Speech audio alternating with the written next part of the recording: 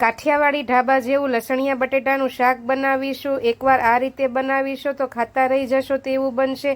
તેના માટે 500 ગ્રામ જેટલી બટેટીને કુકરમાં બાફીને ઠંડી પડવા દઈશું। ત્યાં સુધીમાં લસણ અને સૂકા કશ્મીરી લાલ મરચાંને પલાળીને 10 થી 15 મિનિટ માટે મૂકી દઈશું। ઠંડી પડેલી બટેટીને ફોલી લઈશું। મિક્સર જારમાં 3 નંગ જેટલા ટમેટાને મોટા ટુકડા કરી લઈશું અને પલાળેલા લસણ અને મરચાંને તેમાં એડ કરી પેસ્ટ બનાવી લઈશું। પેનમાં 4 ચમચી તેલ ગરમ મૂકીને તેમાં બાફેલી બટેટી એડ કરીને 3 થી 4 મિનિટ માટે મીડિયમ ગેસની ફ્લેમ ઉપર ફ્રાય કરીને બીજી પ્લેટમાં કાઢી લઈશું અને પછી તે જ ગરમ તેલમાં જીરું અને હિંગનો વઘાર કરી તૈયાર કરેલી પેસ્ટને તેમાં એડ કરી 4 થી 5 મિનિટ માટે ઉકળવા દઈશું।